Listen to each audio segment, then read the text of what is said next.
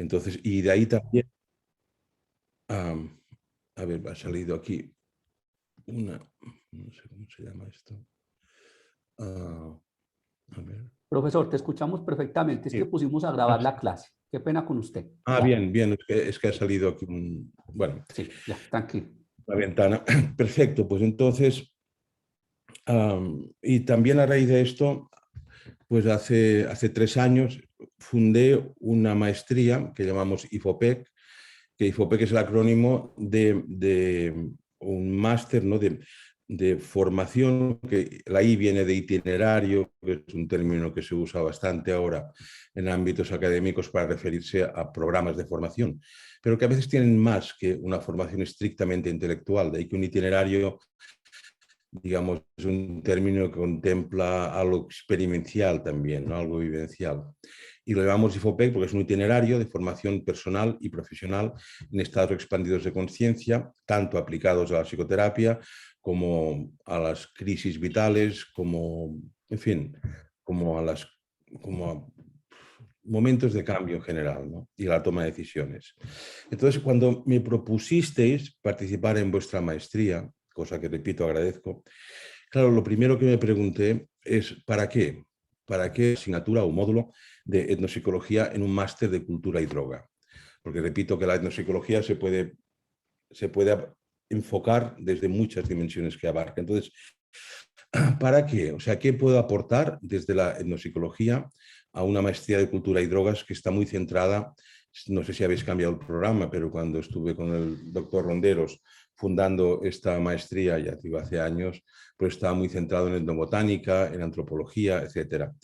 Y, y para mí es importante el para qué. O sea, no tengo demasiado interés en llenaros horas de maestría transmitiendo conocimientos académicos muertos que no sirvan luego para nada a los que os estáis formando en esta disciplina. Y me pregunté, ¿para qué? O sea, ¿qué puede aportar, repito, la etnopsicología a una maestría que tenga estas características o este nombre? Entonces, claro, hay diversos ámbitos o diversos espacios que son pertinentes, ¿no? Por ejemplo, el papel de los psicodislépticos o de los enteógenos, como se llama ahora, en la cultura. ¿Qué papel tienen, no? ¿Cómo y para qué se usan o se van a usar las drogas psicoactivas en las modernas psicoterapias, ahora que ya hay esta ola de legalización de la ketamina, de la psilocibina, del yagé o de la ayahuasca? O sea, ¿qué función van a cumplir esta sustancia y su uso en las psicoterapias occidentales cuando siempre han sido sustancias mal vistas y más bien se las considera objetos de adicción y no de sanación, ¿no?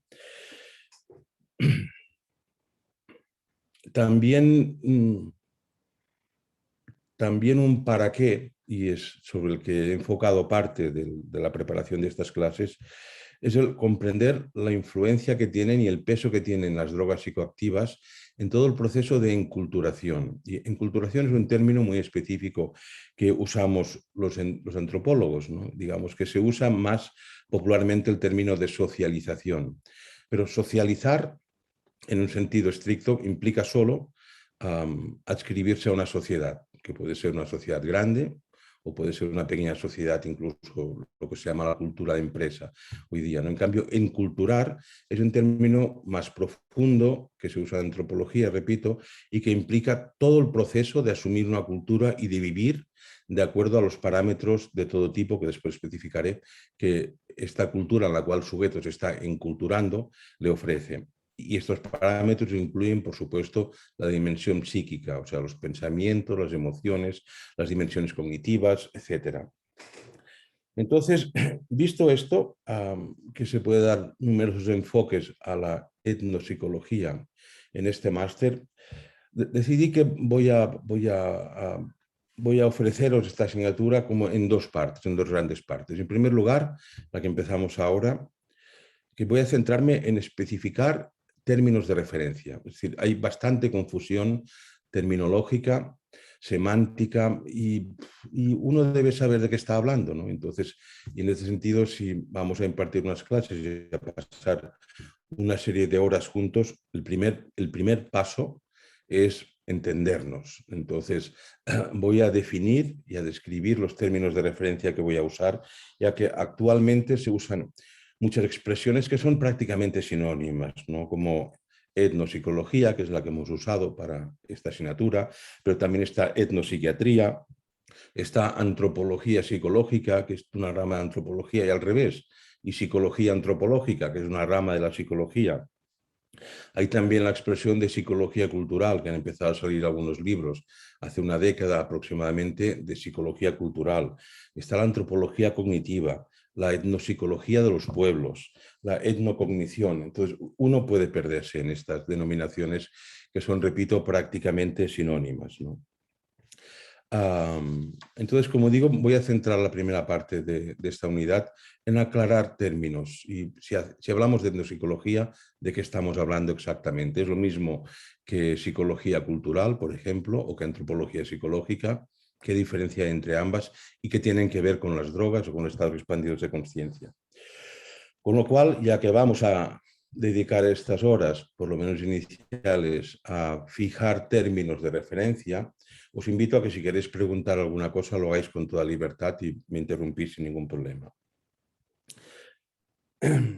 Y voy a empezar con un par de preguntas, ¿no? Por ejemplo, si Einstein, judío de raíces genéticas alemanas, de raíces genéticas judías, si es que se puede hablar de la raza judía, que ya sabéis que el concepto de raza está cada vez más en descrédito, pero vamos a suponer, ¿no? Einstein, con toda su carga genética, se hubiera educado en España o en Colombia, ¿hubiera hecho los mismos descubrimientos que hizo o no?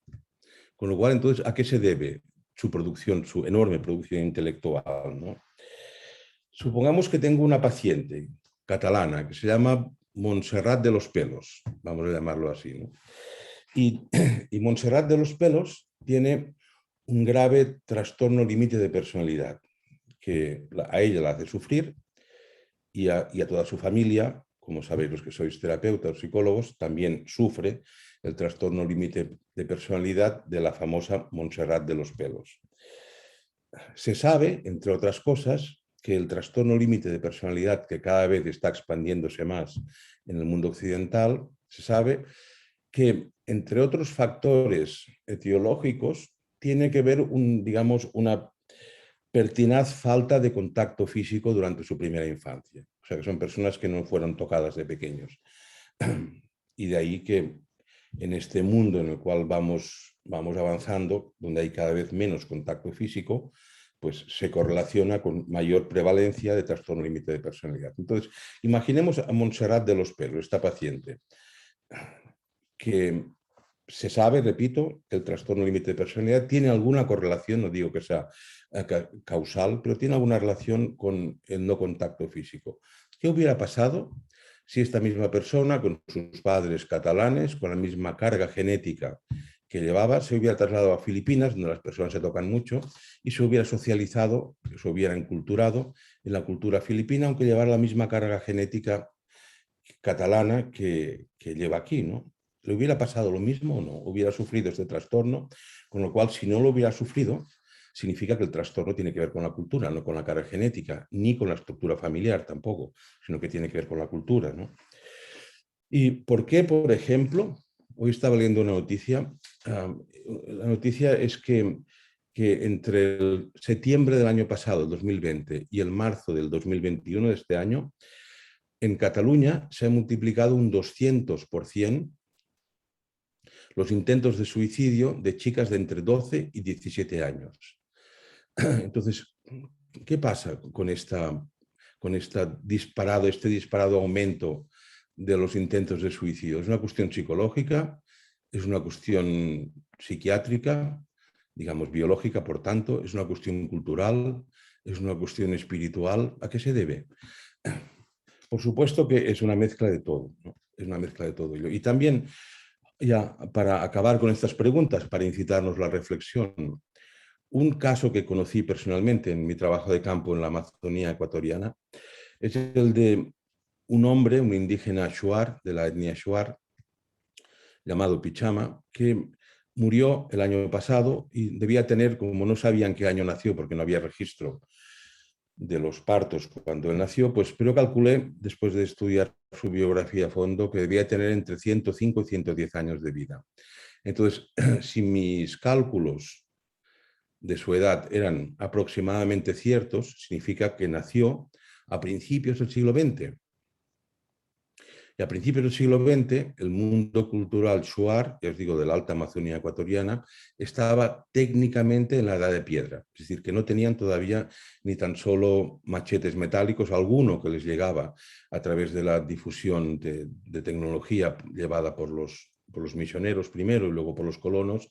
Pero en fin, digamos, Pichama nació técnicamente en la edad de piedra y murió el año pasado, repito, habiendo experimentado ya en su propia piel la cuarta revolución industrial.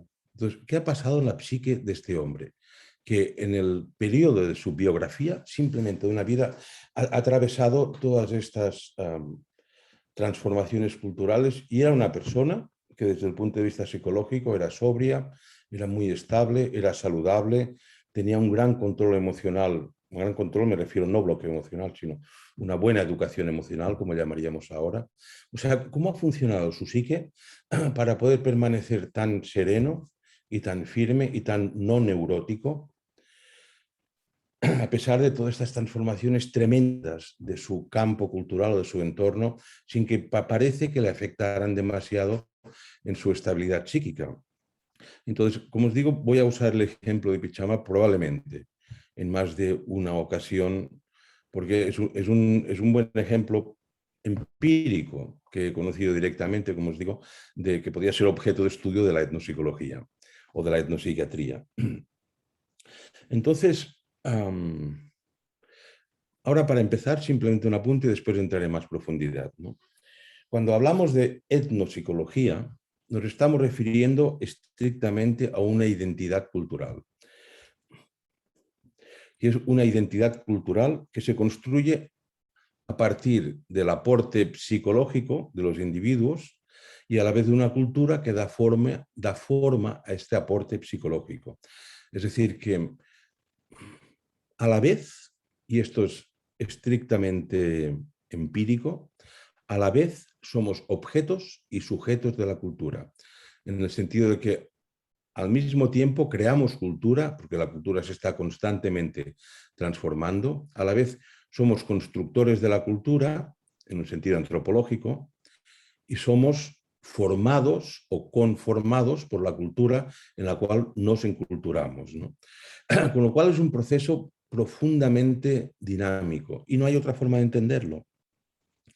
De ahí que, por otro lado, como el concepto de cultura, aunque ahora voy a entrar, repito, un poquito más de profundidad, y el concepto de psique se refieren a realidades que están en tan constante cambio, esto dificulta mucho una correcta comprensión de lo que es la etnopsicología, porque, repito, los dos conceptos básicos están constantemente cambiando. Con lo cual, voy a empezar por definir muy por encima conceptos paralelos para descartarlos, ¿no? Un concepto que puede ser entendido como sinónimo, pero que no lo es, estrictamente hablando, es el de etnopsiquiatría. Y en muchos casos he leído textos donde se usa como sinónimo y no lo es, ¿no? O sea, la etnopsiquiatría está centrada en el estudio de las psicopatologías en relación a la cultura. Y en este sentido, cada escuela dentro de la etnopsiquiatría tiene su propio enfoque y hay varios enfoques importantes, ¿no? Por ejemplo, Georges Deperey, un francés que está considerado como el padre fundador de esta disciplina de la etnopsiquiatría, que murió a finales del siglo pasado, llamaba etnopsiquiatría al campo de investigación propiamente que está constituido por las psicopatologías en relación a la cultura, llamaba esto etnopsiquiatría, y también a un método que él desarrolló de etnopsicoanálisis. También a esto lo llamaba etnopsiquiatría, ¿no? Y Debré decía con frecuencia que la cultura prescribe a sus miembros, leo literalmente su texto, la forma adecuada de ser un loco. O sea, la cultura prescribe a los individuos que viven de acuerdo a esta cultura cómo hay que ser loco. Digamos, es como si cada sociedad declarara a los miembros de la sociedad, perdón, cada cultura indicara a los miembros de la sociedad que la viven, les dijera, mira, usted no debe estar loco, hay que estar bien, ¿no? Usted debe respetar las normas. Pero, sin embargo, si usted enloqueciera, esta es la manera correcta de ser loco. Y en cierta forma es así. O sea, en mi experiencia también de campo, algo que he constatado más de una vez es que en realidad cada sociedad y cada cultura considera enfermedad aquello que puede curar. Aunque parezca una contradicción o una paradoja. O sea, repito, cada cultura considera como enfermedad aquello que puede curar y lo que no puede curar queda fuera de su marco de concepción médica o patológica, ¿no? Pues esto fue una concepción de la etnopsiquiatría. Otra, por ejemplo, es la que tiene Toby Nathan actualmente, que diríamos es el principal representante europeo de la etnopsiquiatría. Es un judío de origen egipcio, pero que se trasladó a París a vivir y pues hizo sus estudios en París y actualmente creo que es diplomático, es profesor de la Universidad de París 8, si no recuerdo mal. Entonces, para este autor, para Toby Nathan, la etnopsiquiatría, digamos que es el campo que estudia la psicoterapia dentro del universo familiar. Y el universo familiar o el sistema familiar entendido como una pequeña molécula de la sociedad en la cual vive el individuo que está enfermo, ¿no? De la sociedad y de la cultura del paciente. Entonces, en este sentido, y es interesante para la etnopsicología, Nathan ha propuesto que habría que revalorizar las terapias tradicionales, tanto las nativas como las de tradiciones ancestrales, por ejemplo, europeas o norteamericanas o colombianas, por supuesto, ¿no? Es decir, Nathan propone que los terapeutas, los psicoterapeutas, los psiquiatras, en su caso, ya que él habla de psiquiatría, tengan en cuenta el significado que cada paciente atribuye a su enfermedad, el origen que cada paciente atribuye a su enfermedad, ya que en algunos casos son explicaciones que rayan lo sobrenatural, lo esotérico, por lo menos para la medicina alopática, para la medicina occidental. Hablan de presencia de espíritus, pero no siempre esto tiene que considerarse como un síntoma esquizoide, ¿no? Por ejemplo, hace años, ya hace 29 años, sí, estuve haciendo un trabajo de campo de etnopsiquiatría y con el doctor Joan Obiols, un psiquiatra catalán, hicimos un equipo y estuvimos un tiempo haciendo un estudio de campo básicamente en el mismo lugar, en el mundo cultural shuar y quichua. Y en el test que pasamos un test de detección esquizoide. Una de las preguntas que había, que ahora no recuerdo exactamente, mañana os traeré el test por si os interesa, ¿no? Porque es un test que se sigue utilizando y la OMS lo da por herramienta buena. Entonces, una de las, creo que 18 o 20 preguntas que constituían ese test era, ¿usted oye voces dentro de su cabeza? Y el 100% de los indígenas nativos amazónicos dijeron, sí, claro que oímos voces. Y responder afirmativamente a este ítem ya era un indicador de, por lo menos, de un cierto nivel esquizoide, ¿no? Una persona que oiga voces dentro de su cabeza. Y en algún caso que yo decía, pero digamos, trataba de confrontar, ¿no? Los indígenas decía, pero ¿estás seguro que oyes voces dentro de tu cabeza? Y me decían, pues claro, y tú no oyes voces dentro de tu cabeza también. Claro, y esto me hizo replantear completamente el postulado occidental psiquiátrico de que oír voces dentro de la cabeza pues es síntoma de algún tipo de trastorno de carácter esquizoide. Claro, y si me paro a pensarlo, también vosotros, igual que yo, oímos voces dentro de nuestra cabeza. Pero en nuestra cultura es un síntoma de patología profunda. Entonces, pues como os decía, Nathan, que es el actual representante o más importante de la etnopsiquiatría en Europa, por lo menos en Francia. Digamos que él da mucho peso a la interpretación del propio paciente, que el propio paciente hace de sus trastornos, ¿no? Y de hecho él se dedica en buena parte a hacer terapia con inmigrantes en Francia, básicamente, que hay muchos inmigrantes del norte de África y ahora también de Próximo Oriente. Y Nazam ha destacado la gran importancia del grupo para la terapia. Es decir, que en ciertos trastornos mentales y conductuales, el grupo sana, porque el grupo permite al sujeto un reencuentro con sus propios parámetros culturales originales. Y el grupo en este caso no juzga si un paciente tiene una conducta considerada anómala de acuerdo a los parámetros occidentales o franceses, si se quiere, para concretar más.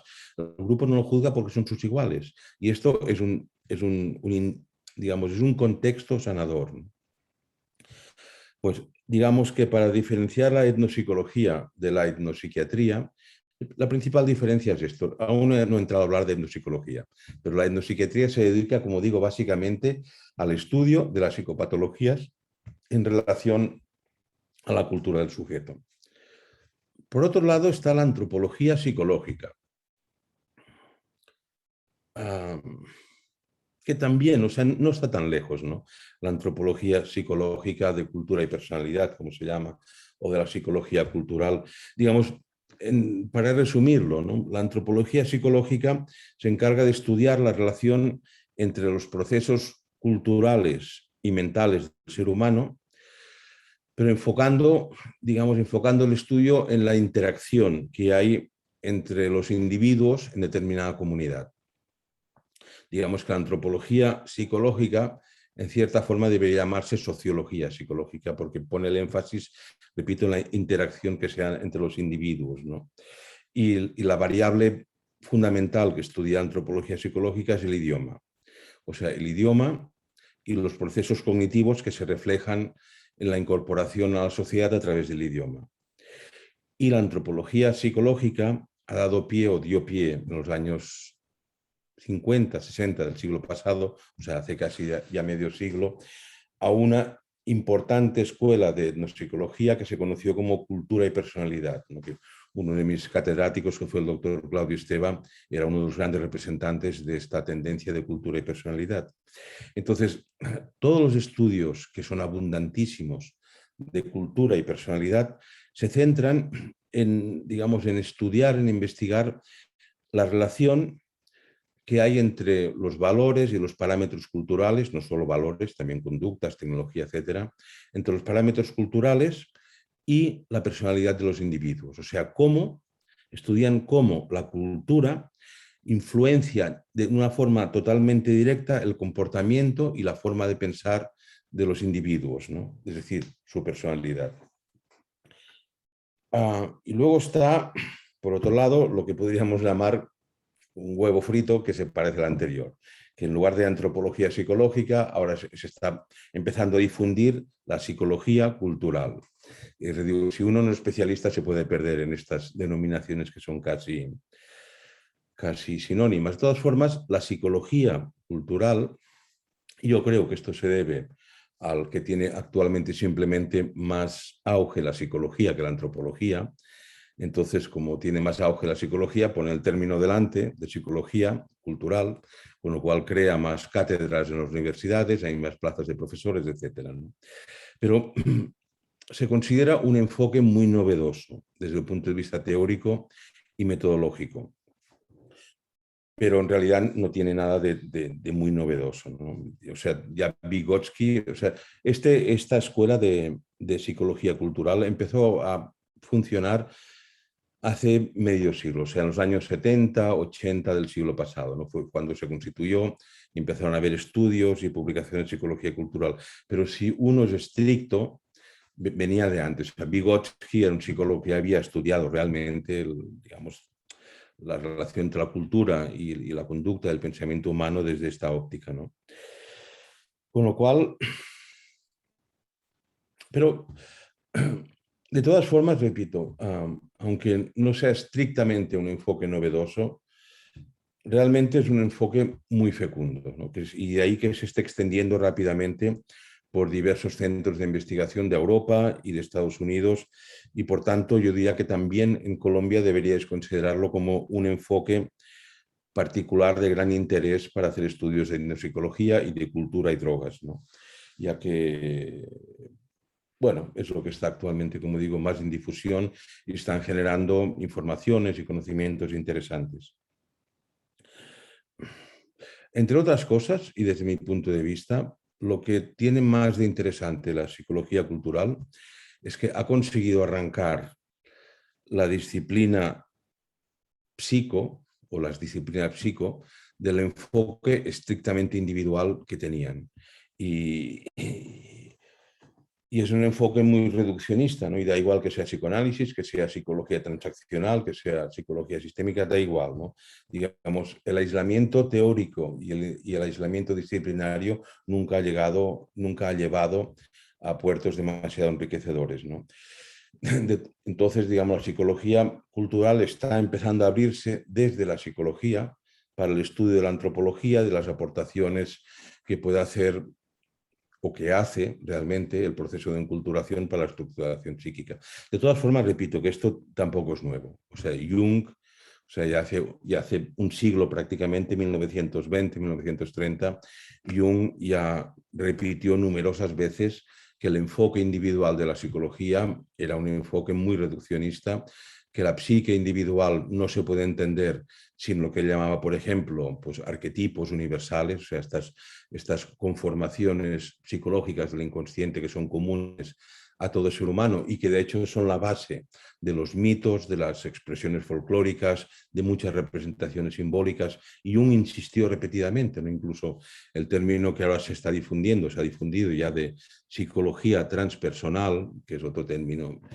De hecho, lo acuñó Jung hace un siglo, si no recuerdo mal, fue en un escrito del 1917 o 1927, ahora no recuerdo con precisión, pero él defendía que la psicología tenía que abrirse a una psicología transpersonal, si no, no podía entenderse los procesos psíquicos ni conscientes ni inconscientes del individuo sin atender a todo su campo cultural, ¿no? Y luego está lo que ahora se ha puesto más de moda, además de la psicología cultural, que es lo que se llama psicología de los pueblos. Sobre todo está bastante en boga en Latinoamérica, en México, es donde está la escuela ahora tal vez más fuerte de psicología de los pueblos. Y es también esta rama transdisciplinaria que está entre la psicología y la antropología, que se centra en el estudio de las conductas y las formas de reacción y de gestión de factores externos, de la emocionalidad basal, etcétera, diferencial de cada pueblo. Es decir, que, digamos, como hay un renovado interés en Latinoamérica, yo diría generalizando, ¿no? Ya sé que no es lo mismo México que Chile, ni Colombia que Ecuador, aunque seáis países vecinos y con una historia hasta hace 4 días, como quien dice, en la Gran Colombia, ¿no? La misma historia. Pero sí es verdad que hay factores psicológicos diferenciales y la psicología de los pueblos se está centrando en el estudio de estos factores diferenciales, por ejemplo, cómo gestiona el estrés el norteamericano medio y el mexicano tipo, no el indígena mexicano, ¿no? Sino el mexicano mestizo urbano. Entonces, ¿cómo gestiona el estrés? Por ejemplo, ¿cómo trata con su madre? ¿Qué tipo de relación afectiva, cognitiva, emocional hay entre un individuo y su madre, por ejemplo, en una cultura anglosajona y una cultura latina? Que yo creo que sería mejor llamarlo Iberoamérica y no Latinoamérica. De hecho, lo de Latinoamérica, y ahora un pequeño paréntesis, fue un invento de los franceses en el siglo XIX, cuando empezó a expandirse el mundo anglo. Los franceses no querían perder tajada en el mercado americano y hasta entonces se llamaba Iberoamérica, porque de hecho todo lo que ahora es Latinoamérica en realidad es Iberoamérica, ¿no? Brasil es Ibero, de Portugal, y todos los países que sois de habla castellana, pues nos guste o no, digamos, tenéis toda la tremenda herencia de Castilla, de los castellanos. Entonces, hasta hace 4 días, ya os digo, se llamaba Iberoamérica, y es un término que yo sigo defendiéndolo, porque científicamente es mucho más preciso que Latinoamérica, que fue una denominación, repito, que impusieron los franceses en la época de la República, o sea, de Napoleón III, para no quedarse fuera del mercado, y si se llamaba Latinoamérica, pues ellos podían comerciar porque forman parte de los países latinos también. En cambio, Iberoamérica dejaba fuera a los franceses, fuera a los italianos de este enorme mercado que es Latinoamérica, ¿no? O Iberoamérica.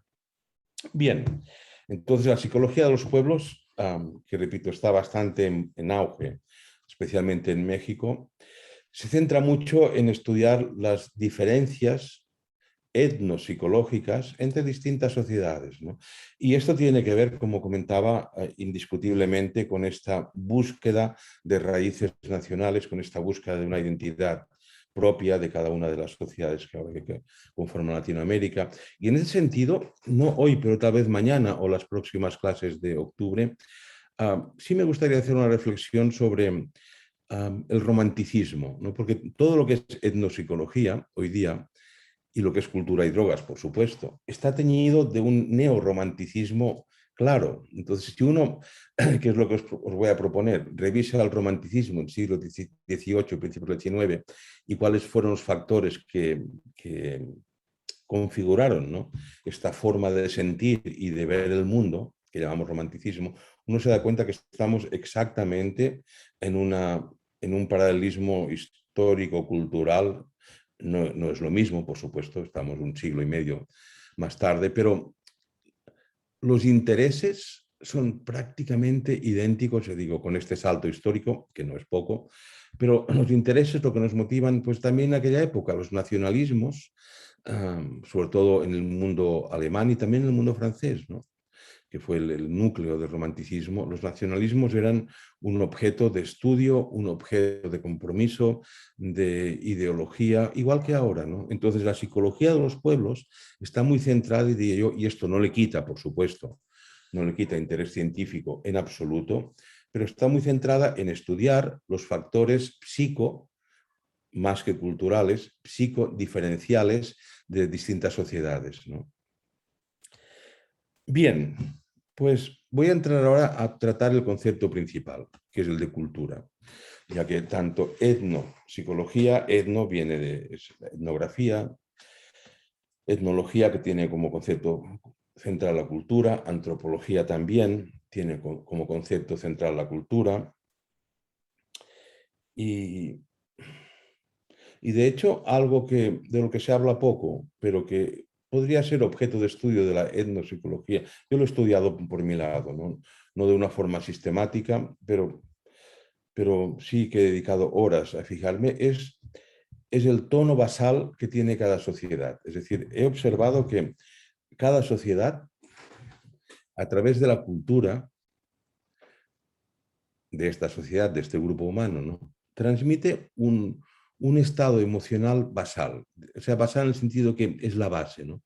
Y cuando hable de las 7 emociones básicas que todo ser humano tiene, indistintamente de la cultura en la cual se haya enculturado o socializado, os explicaré con detalle porque es relativamente fácil de observarlo. Cuando uno sabe cómo enfocar su mirada, digamos, o su análisis,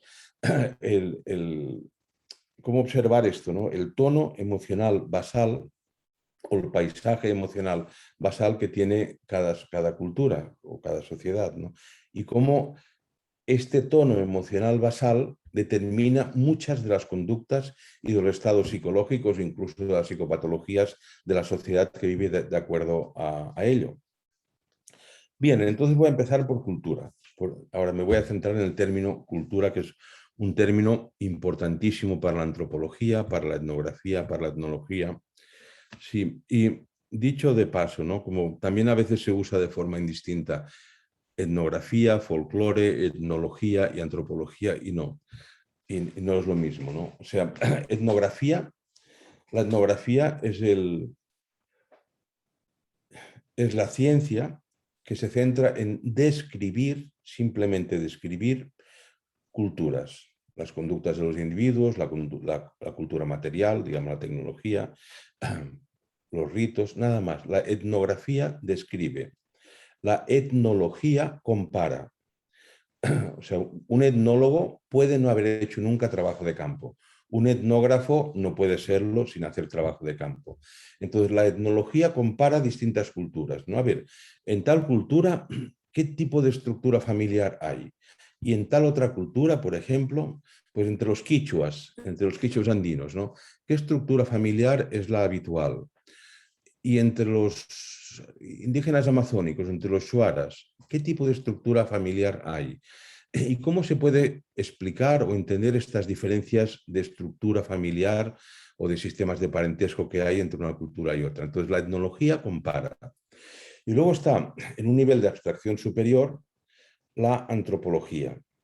Y la antropología es la pretensión científica de descubrir, de desvelar, de teorizar sobre las leyes que regulan la conducta cultural del ser humano, las leyes que regulan la producción cultural del ser humano. Entonces, un antropólogo puede no haber hecho nunca trabajo de campo, y de hecho es lo que los antropólogos llamamos un antropólogo de salón, el que se dedica a teorizar y a tratar de averiguar leyes que regulan la producción cultural del ser humano sin haber pisado nunca un pueblo, una cultura, una sociedad distinta de la suya, ¿no? Pero en principio no tiene por qué, no tiene por qué haberlo hecho, ¿no? Entonces, un buen antropólogo, digamos, de los que cada vez hay menos, dicho sea de paso, hace estas tres fases, hace de etnógrafo, cuando describe, una cultura ajena, hace de etnólogo, cuando compara lo que ha visto y ha descrito con otras culturas, y hace de antropólogo cuando trata de elaborar o de teorizar sobre las leyes universales, que hablaré de esto también, porque son muy importantes en la etnopsicología. Las leyes que regulan, digamos, la vida cultural del ser humano, que de hecho es lo que nos hace seres humanos. O sea, no puede haber un ser humano sin una cultura u otra. Entonces, en este sentido, y para entrar en la descripción ya específica de cultura, la cultura es una abstracción. O sea, el concepto de cultura es una abstracción. Digamos, es una construcción teórica la cultura, a partir del comportamiento de los individuos de un grupo. Podríamos decir que cada persona, cada individuo, cada uno de nosotros tiene un mapa mental, tiene como una guía conductual. Y esto es lo que llamamos la cultura. Esto es lo que llamamos la cultura personal. O sea, el mapa que tenemos cada uno de nosotros, que da sentido a nuestra vida, que nos indica lo que es correcto y lo que no es correcto, incluso tanto desde un punto de vista moral como desde un punto de vista técnico, por ejemplo, ¿no? O estético. Los mapas que nos llevan o las guías que nos impulsan a conducirnos de una forma o comportarnos de otra. Todo esto es lo que llamamos la cultura personal. Y la cultura personal se mantiene a partir de relatos y de narraciones que nos contamos a nosotros mismos. La mayor parte de las cuales, por supuesto, las hemos aprendido del campo, del contexto cultural en el que vivimos, ¿no? Con lo cual, la mayor parte de esta cultura personal en realidad está formada por patrones o por modelos de conductas y de pensamiento que compartimos con el grupo social en el cual nos hemos enculturado. Es decir, que parte de esta cultura personal, la mayor parte de esta cultura personal, incluso en los locos, como decía Devereux, incluso en los locos, ¿no? La compartimos con las culturas personales de las personas que forman el grupo humano que nos sentimos culturalmente homogéneos, ¿no? Que es lo que he dado a llamar intersubjetividades, y que en algún momento voy a hablar de eso también, de las intersubjetividades, porque es un concepto importante, ¿no?, de la etnopsicología, el estudio de las intersubjetividades.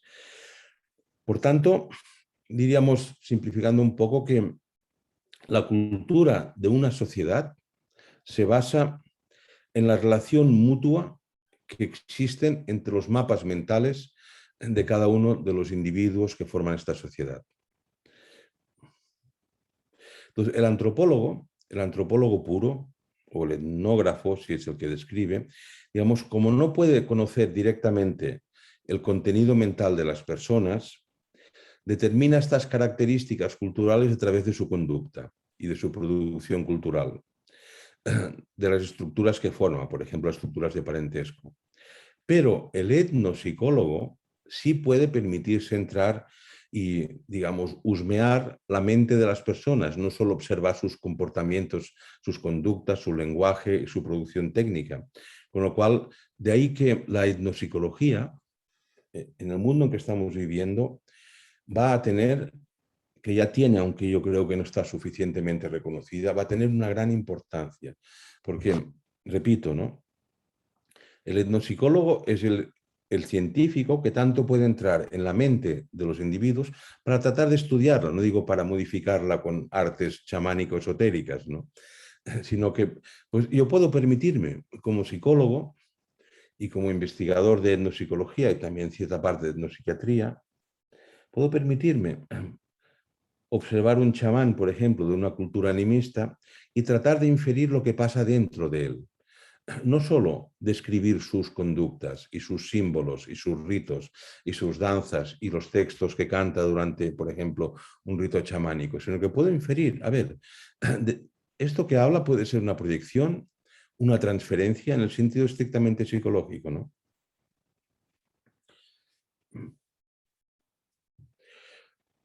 Y por otro lado, así como el antropólogo puro solo puede recoger las narrativas o las narraciones, los relatos, digamos, ¿no? Que las personas explican de sí mismas y de su cultura para justificarse, porque en el fondo la vida psíquica y la vida cultural no es más que un relato, ¿no? De ahí que en las últimas décadas recientes, muchos antropólogos, sobre todo en la escuela norteamericana, se han dedicado a estudiar relatos, simplemente narraciones, ¿no? Narraciones. Porque en estas narraciones, los cuentos, diríamos nosotros, ¿no? En estas narraciones, a través de estas narraciones, se transmiten lo que llamaríamos la racionalidad subyacente de cada cultura. Y a medida que aprendemos estas narraciones o estos relatos y lo hacemos propios, estamos integrando en nosotros, o cada persona en sí misma, esta racionalidad subyacente que hay en cada cultura. Y este es uno de los objetivos últimos de la etnopsicología, entender la racionalidad subyacente que hay en unos valores culturales o en una sociedad, en un individuo incluso, ¿no?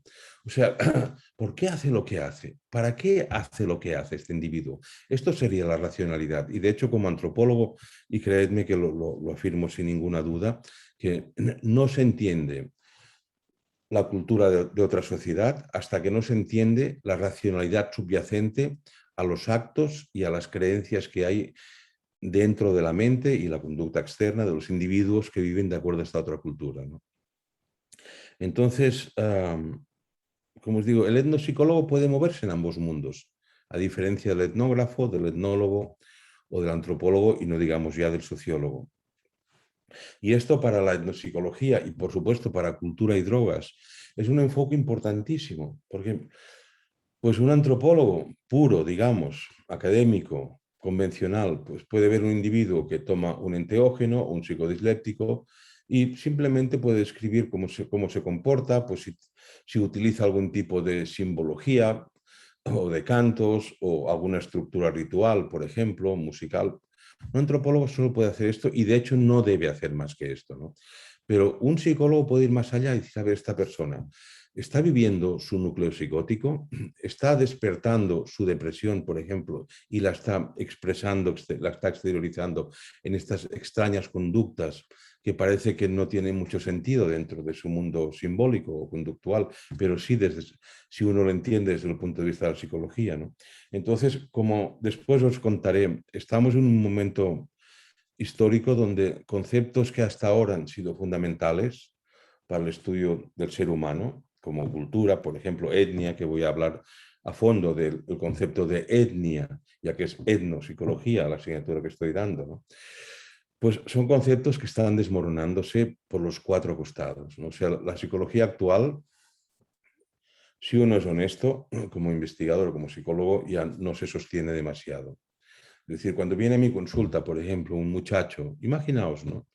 Muchacho de 25 años con una depresión profunda, a lo mejor con algún comportamiento compulsivo, incluso obsesivo compulsivo, y lo veo desde mi dimensión como psicólogo o como psicoterapeuta, pues veo algo, ¿no? Pues así un individuo que tiene pues, unos síntomas que parecen obsesivo-compulsivos y por lo que me cuenta de su vida y cómo su vida diaria, ¿no? Y cómo siente y cómo expresa las emociones.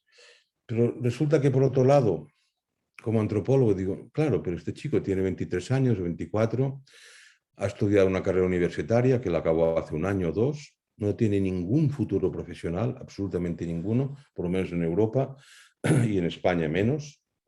O sea, ya puede dar vueltas y mandar currículum vitae que no va a encontrar trabajo y el único trabajo que encuentra es para cobrar pues 4 euros al mes, no son 4, es más, pero digo de forma metafórica, ¿no? O sea que no va a poder ni pensar en alquilar un apartamento para él, ni en formar una familia, y menos en mantener una familia. Y un chico de 23 o 24 o 25 años ya empieza a tener edad, digamos, con cierta madurez psicológica para empezar a pensar en un futuro medio plazo, pues formar una familia, a lo mejor tener hijos, pero por supuesto que el campo social en el que vive no le ofrece la menor oportunidad. Está viviendo en su casa, con problemas a lo mejor edípicos con su madre, de enfrentamiento con su padre. Entonces, ¿cómo no va a estar enfermo este individuo? ¿Y qué le puedo hacer? ¿Cómo puedo ayudarlo desde la psicología? Porque es que no hay solución. Pues claro que está deprimido. ¿Y quién no lo está en un contexto, en una situación como esta, ¿no? Entonces, cualquier protocolo de terapia, tampoco cualquiera, ¿no? Pero la mayor parte de protocolos son palabras vacías ante una situación como esta, ¿no? Entonces lo que tengo que hacer es decirme, chico, coge la maleta y vete a Latinoamérica, que allí tal vez encuentres trabajo con los estudios que has hecho. O sea, atrévete, ábrete al mundo y, y vete a Latinoamérica, vete a Colombia a ver si encuentras trabajo, porque en España y en Europa probablemente no vas a encontrar más que esto, ¿no? Hacer de camarero o de mesero a horas libres y ganando algo que no va a servirte para sobrevivir. Entonces, como os digo, la etnopsicología permite estar en estos dos lados, ¿no? De la cultura y del individuo. Y vuelvo a la pregunta inicial, que es una pregunta que desde hace muchos años que me la hago con bastante frecuencia, ¿no? No en este sentido, pero si Einstein, siendo un judío alemán con la carga genética que tenía sus mismos padres, etcétera, sus padres se hubieran trasladado a España o a Marruecos o a Colombia, ¿hubiera hecho los mismos descubrimientos que hizo? ¿O no? Porque para hacer estos descubrimientos no solo hace falta una inteligencia, digamos, genéticamente transmitida, sino un contexto, un idioma profundamente ordenado, como es el alemán, un campo cultural profundamente ordenado y direccionado, como es Alemania, por ejemplo, limpio de cargas emocionales. Entonces, probablemente no. Entonces, ¿dónde está la frontera? ¿Dónde está el límite entre lo cultural y lo psicológico y lo biológico y lo histórico y lo individual? ¿Dónde está este límite, ¿no? Y la respuesta es que no hay límite. Es precisamente el resultado de una interacción. Entonces, volviendo a la definición y permitidme este academicismo, pero me gusta, yo como os he comentado antes, fijar términos de referencia antes de entrar en profundidad para saber de qué estamos hablando, ¿no? Y cuando uso el término de cultura o de etnia, no me refiero a cultura académica, sino a algo mucho más amplio que el uso de acuerdo a la acepción antropológica. Pues Clifford Geertz, que es uno de los grandes teóricos contemporáneos norteamericanos de la antropología, dice, la cultura es la trama de significados en función de la cual los seres humanos interpretan su existencia y su experiencia, y a través de la cual conducen sus acciones. Lo voy a repetir, que veo que algunos estáis tomando nota. La cultura es la trama de significados en función de la cual los seres humanos interpretan su existencia y experiencia y conducen sus acciones. La estructura social, o sea, la sociedad, es la forma que asume la acción. Repito, la estructura social o la sociedad es la forma que asume la acción. La red de relaciones sociales realmente existentes. O sea, las relaciones sociales realmente existentes son las que dan forma a la estructura social o la sociedad. La cultura y la estructura social o la sociedad no son por tanto, sino diferentes abstracciones de los mismos fenómenos. Es una definición de cultura, os digo, académica, pero útil. Con lo cual, podemos encontrar 4 aspectos de la cultura que son interesantes para la etnopsicología. En primer lugar, los conocimientos. O sea, la cultura, en sentido antropológico, implica un conjunto de conocimientos de todo tipo, psicológicos, técnicos, históricos, artísticos, etc. La cultura también tiene otro aspecto, que son las conductas, los comportamientos. Por ejemplo, los años que estuve en Colombia, después he estado años en Ecuador también y algún otro país latinoamericano, como México, en cada una de estas sociedades hay conductas ligeramente distintas, aunque todos formamos parte, digamos, de un occidente más o menos convencional o más o menos mestizo, pero hay unas conductas muy similares, pero hay otras que no, ¿no? Por ejemplo, ¿no? Hace poco estaba con un amigo finlandés y me decía, yo no sé cómo hacéis los catalanes, porque cuando vamos a tomar algo, y aquí es muy frecuente pues salir a tomar algo con los amigos y sentarse en una mesa en un bar, y ahora sobre todo que ha hecho buen clima, aunque había un poco el problema de la pandemia, pero bueno, ¿no? Y pues sentarse 4, 5, 6 amigos alrededor de una mesa, pedir pues café o cerveza o algún refresco y charlar, pues o todos a la vez o uno con otro. Pero llega un punto, me decía este amigo finlandés, yo no sé cómo lo hacéis, pero llega un momento en que todos calláis y sin decir nada más, os levantáis y sabéis que se ha acabado la reunión. Ya pues cada uno saca si vamos a pagar cada uno su propio consumo o alguien quiere invitar a los demás.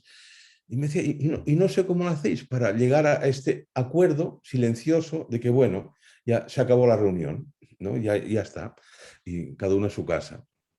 Entonces, esto, por ejemplo, son aspectos culturales de la conducta. Entonces, por ejemplo, entre los catalanes hay un cierto acuerdo implícito, que nadie ha hablado nunca, a mí nadie me lo ha contado, ¿no? Pero que cuando hay un cierto silencio, implica que la reunión se ha acabado. Y no hace falta decir, bueno, nos vamos a casa todos, ¿no? Sino que pues uno se levanta, bueno, me voy, chao, y el otro también, ya pues... Y es algo así, ¿no? Como que llega un punto en el cual la sensibilidad conductual entrenada por la cultura dice, ya no hay más de qué hablar. O sea, así que cada uno a su casa. Entonces, los 4 aspectos fundamentales de la cultura, como os digo, que tienen que ver con la etnopsicología, uno son los conocimientos de todo tipo. Otros son los comportamientos, las conductas. Otro aspecto son los artefactos materiales, la tecnología. Y otro aspecto de la cultura, que es el que más nos interesa en psicología y en cultura y drogas, son los procesos físicos y psicológicos que tienen efectos directos sobre el concepto de cultura.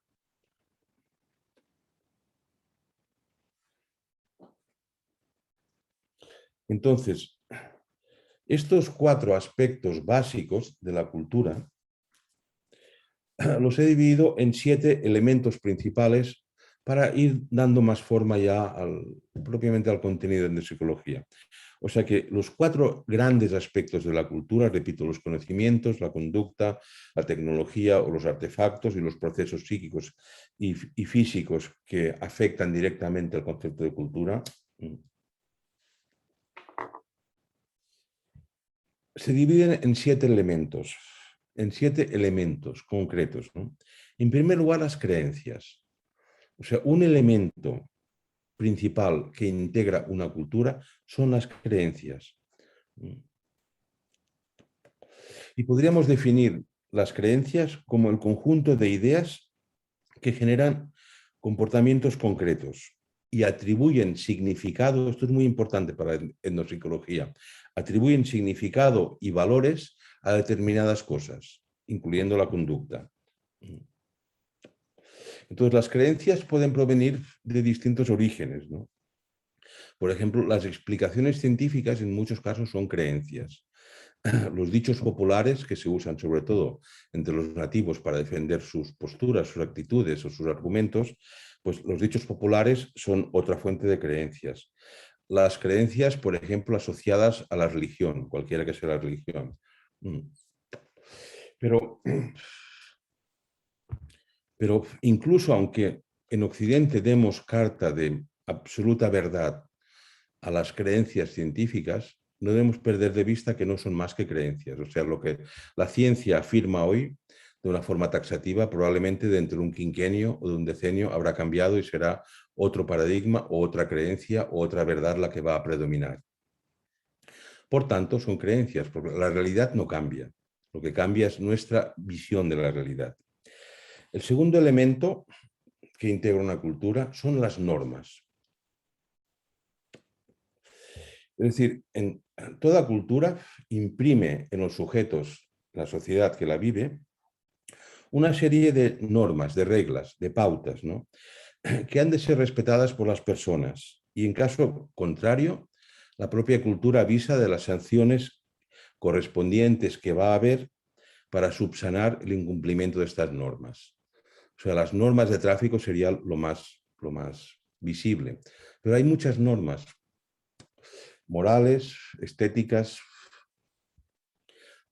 por supuesto, lingüísticas, conductuales, y todos aprendemos en nuestro proceso de enculturación estas normas, es lo que en psicología se llama el superego, y vivimos de acuerdo a estas normas, ¿no? Y sabemos perfectamente la penalización que hay si nos saltamos esta norma a otra. Si voy vestido a un concierto de ópera de alto nivel social, con unos blue jeans, unas zapatillas viejas, sin afeitar y con una camiseta pintarrajeada, sé que no me van a dejar entrar y este será el castigo. O si me dejan entrar, me van a mirar como un marginal.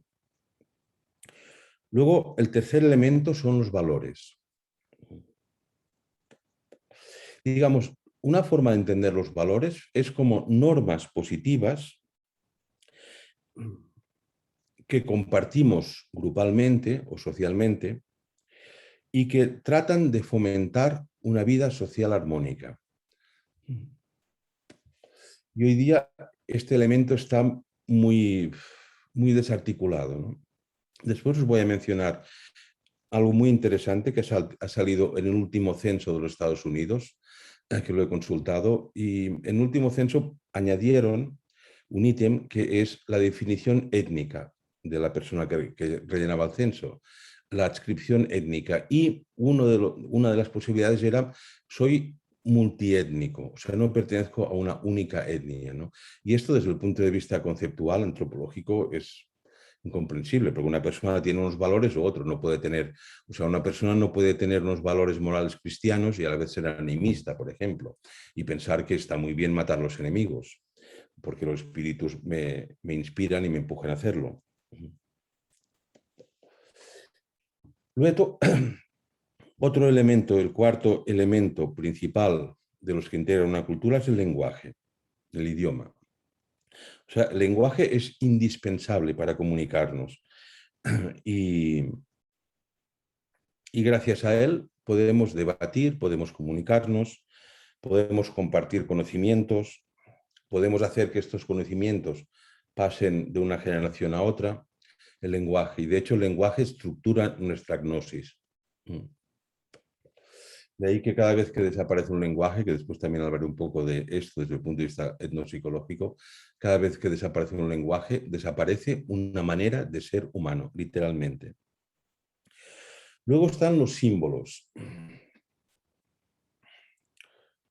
O sea, los símbolos es algo que expresa un determinado significado indescriptible en detalle para una sociedad o para un pueblo, para un grupo social. Y una de las grandes pérdidas desde el punto de vista etnopsicológico que hay en el occidente actual es que somos una sociedad sin símbolos, prácticamente sin símbolos.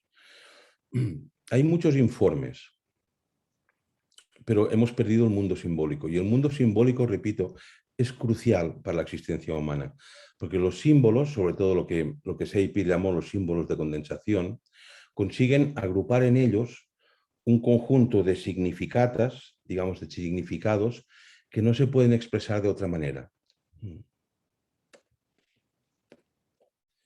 Y que no pueden ser reducidos a un informe, ¿no? Por ejemplo, son símbolos, qué sé yo, pues los que evocan sentimientos patrióticos, por un lado, yo qué sé, la bandera de un país, ¿no? Es un símbolo. Y debajo de este símbolo, o puede ser utilizado este símbolo y se identifican con él numerosos tipos de individuos, incluso que en otras áreas son contrarios, ¿no? O la Iglesia Católica, por ejemplo, la cruz, no la Iglesia Católica, la cruz. La cruz, que es un símbolo universal de tremenda profundidad, pues la cruz tanto incluye la viejecita que va a rezar a la iglesia cada tarde y pone un cirio al santo o a la santa de su adscripción para que su hijo encuentre trabajo, por ejemplo, como al elevado teólogo de la liberación, como al teólogo intelectual, como al sacerdote de pueblo, digamos. Todos ellos, digamos, se identifican con este símbolo, aunque lleven vidas, digo, incluso radicalmente opuestas. Luego, el sexto elemento importante de toda cultura es la tecnología. La tecnología, los artefactos, ¿no? La tecnología es el conjunto de técnicas, de métodos, de aparatos, de conocimientos técnicos también, que sirven para facilitar la vida humana. Esto es la tecnología. Y finalmente, y de gran interés para la etnopsicología, está la identidad. La identidad, que tiene mucho que ver con etnia, ¿no? Digamos, la identidad es algo que este elemento cultural, la identidad, que da, y valga la repetición, identidad a una sociedad. Digamos, incluye un estilo de vida, unas creencias, un idioma también, una alimentación típica, por ejemplo, los cultos que existen en esta sociedad y que las personas se identifican con él. Pues los colombianos os identificáis, por ejemplo, con las arepas y con el tinto. Y los catalanes nos identificamos con una salsa que llamamos alioli y con el pan fregado con tomate, que es propio de aquí. Y esto forma parte de nuestra identidad. Entonces, la identidad, repito, es un elemento muy importante porque da unión a las sociedades. Y a partir de estos 7 elementos principales que integran una cultura, se desglosan 10 características universales de la cultura y que son ya de propio interés para la etnopsicología. O son, yo diría que son casi la base de la etnopsicología y los voy a enumerar ahora, ¿no? O sea, ya veis que soy muy de ordenar los conceptos y pues 7 características o 10 características, ¿no? 7 elementos. Entonces, las 10 características universales de toda cultura y que son de interés para la etnopsicología son, en primer lugar, que toda cultura está compuesta por categorías o taxonomías, si queremos llamarlo así. Yo prefiero categorías, porque taxonomía es excesivamente descriptivo, es un término descriptivo, ¿no? Entonces, toda cultura está compuesta por categorías que están en la psique de las personas. Y estas categorías son formas de clasificación de la realidad que ayudan a la gente, a los individuos, a no confundirse dentro del grupo.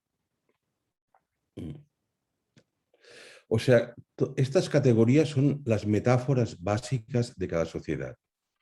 Ya digo, y es de la forma como, en buena parte inconscientemente, clasificamos y ordenamos la realidad, ¿no? Por ejemplo,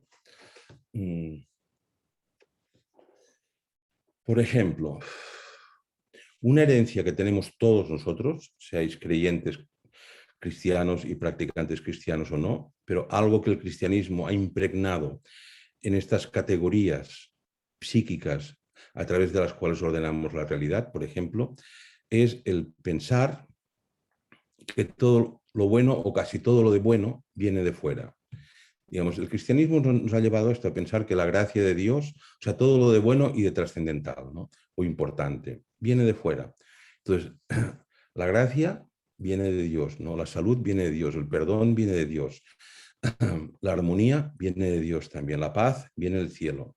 En cambio, los humanos somos los culpables del desbarajuste, ¿no? Ya nacemos con un pecado original, aún sin haber hecho nada, y Y este valor o esta forma de clasificación de la realidad en lo bueno viene de fuera y lo malo soy yo el que lo genero, tiñe de una forma absoluta nuestra cosmovisión. Y es algo que, por ejemplo, observé en mi trabajo de campo en la Amazonía o también en África, donde estuve haciendo investigación de campo.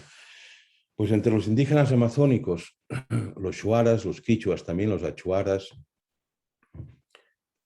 no hay esta concepción de que lo bueno viene de fuera, sino que lo bueno lo genero yo. De ahí que un concepto etnopsicológico importante para estos pueblos es el de poder personal. O sea, el chamán tiene poder personal, el guerrero tiene poder personal, el hombre admirado y la mujer admirada tienen poder personal. Y no creen en absoluto que si yo estoy bien, si gano a mis enemigos en una batalla, es porque Dios me ha favorecido, sino porque yo tengo más poder que ellos, tengo más fuerza, soy más astuto, soy más ágil, tal vez. Entonces, digamos, como os digo, la primera característica universal de toda cultura son estas categorías psíquicas que nos llevan a clasificar la realidad y que nos ayudan a no confundirnos. Digamos, un individuo, un indígena, un nativo amazónico, por ejemplo, ¿no? Y ahora generalizando, si un occidental dice, mira, he conseguido esto porque Dios me ha ayudado, o Alá, si es musulmán, que para el caso es lo mismo, ¿no? Son grandes religiones salidas abrahámicas, salidas del mismo origen histórico, de Abraham, monoteístas también, o la religión judaica. Pero si a un indígena digo, mira, esto lo he conseguido porque Dios me ha ayudado, ¿no? Probablemente se extrañará, dirán, hombre, esto lo has conseguido porque eres astuto, eres fuerte, eres resistente, eres inteligente, pero no porque un poder exterior abstracto te haya favorecido, no, porque te has esforzado y lo has conseguido. Entonces, esto es, que es muy simple, pero repito, determina una forma de pensar. Por tanto, es objeto de estudio de la etnopsicología, ¿no? En segundo lugar, la segunda característica universal de toda cultura es que es siempre un código simbólico. Una cultura es un código simbólico que comparten los miembros de la sociedad que usan estos mismos símbolos y que les permite comunicarse eficazmente entre ellos y compartir una subjetividad. Y el principal código simbólico, por supuesto, es el idioma.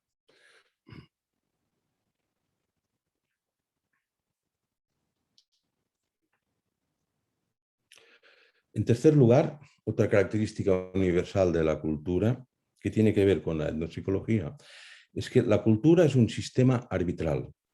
Digamos, no hay reglas ni pautas universales que nos obliguen a elegir un modelo de conducta u otro, o sea, un modelo pacífico o agresivo. No hay ninguna regla universal, pero cada cultura tiene y transmite su propio modelo de comportamiento culturalmente consensuado. Entonces, la cultura actúa de árbitro, de qué está bien y qué está mal, quién gana en una discusión y quién no, qué tipo de conducta es adecuada y qué tipo de conducta es inadecuada. La cuarta característica universal de toda cultura es que es aprendida. Aprendemos la cultura en el proceso de enculturación. Es decir, las culturas no son genéticas ni están interiorizadas por instinto. Por tanto, como es aprendida, y todas las culturas, todas, por distintas, distantes que sean, se transmiten a través de un proceso de aprendizaje, implica que en toda cultura debe haber un sistema de transmisión. Por tanto, en toda cultura, en toda sociedad humana, digamos, hay un individuo que es el que transmite la cultura, sea el padre o la madre, sea un profesor, y hay un individuo que es el receptor de esta cultura, sea el alumno o sea el hijo. Y de hecho, en antropología también se considera que el esfuerzo por transmitir una cultura, o sea, por enseñarla a las nuevas generaciones, es tan tremendo como enfrentarse a un conflicto armado o a un desastre natural.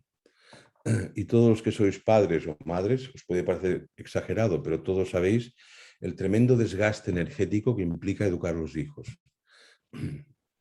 Bueno, a menos que uno sea muy adinerado y tenga sirvientes para educar a los hijos y educadoras y que a ver, como se hacía antes, ¿no? A ver, tráigame a mis hijos 15 minutos, así los veo, juego con ellos 15 minutos, luego por favor, sirvientes, llévense los hijos y los cuidan ustedes, no les dan de comer y les enseñan educación, etc.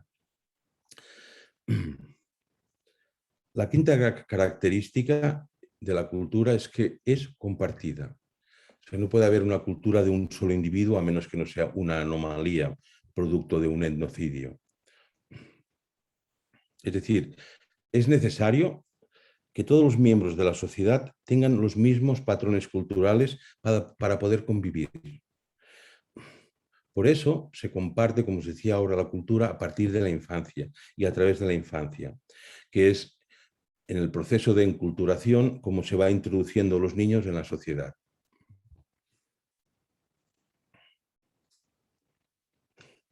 Es decir, es compartida. La cultura siempre es compartida, con todas sus dimensiones, ¿no? De creencias, normas, valores, lenguaje, como decía antes, sistemas simbólicos.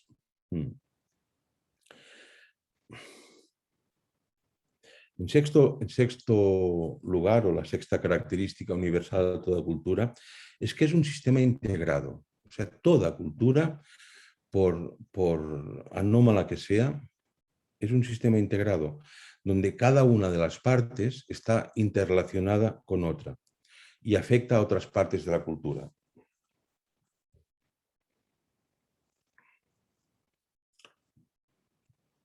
Por ejemplo, actualmente, ¿no?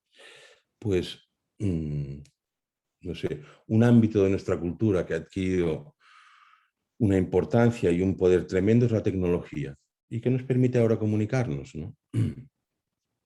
Entonces, en muchos casos, la tecnología en realidad nos hace la vida bastante más difícil que antes, porque es muy cara, o sea, comprar una computadora es carísimo, tener que cambiarla cada pocos años para actualizar el hardware es carísimo, pero como está integrado, perdón, este consumo tecnológico está integrado entre nuestra cultura occidental, hay unos valores que dan prevalencia a la tecnología, incluso por encima de la salud en muchos casos. Y es un ejemplo, ¿no?, de lo que estoy comentando, de que es un sistema integrado la cultura. O sea, uno no puede pretender vivir de acuerdo a parámetros animistas en una cultura tecnológica. Simplemente no podría. Luego, otra característica es que tiene una gran capacidad adaptativa, toda cultura. O sea, toda cultura está siempre cambiando. Toda cultura está siempre dispuesta a cometer adaptaciones, nuevos cambios, ¿no? Incluso las culturas más nativas, más tradicionales, que los antropólogos durante más de un siglo las hemos estudiado como si fueran objetos inamovibles, permanentes en la historia, pero no es cierto. O sea, toda cultura está constantemente cambiando. Luego, otra característica universal también es que en toda cultura existen niveles cognitivos. Hay un nivel implícito de la cultura, de la cual la mayor parte de sujetos no son ni conscientes, y luego hay un nivel explícito de la cultura.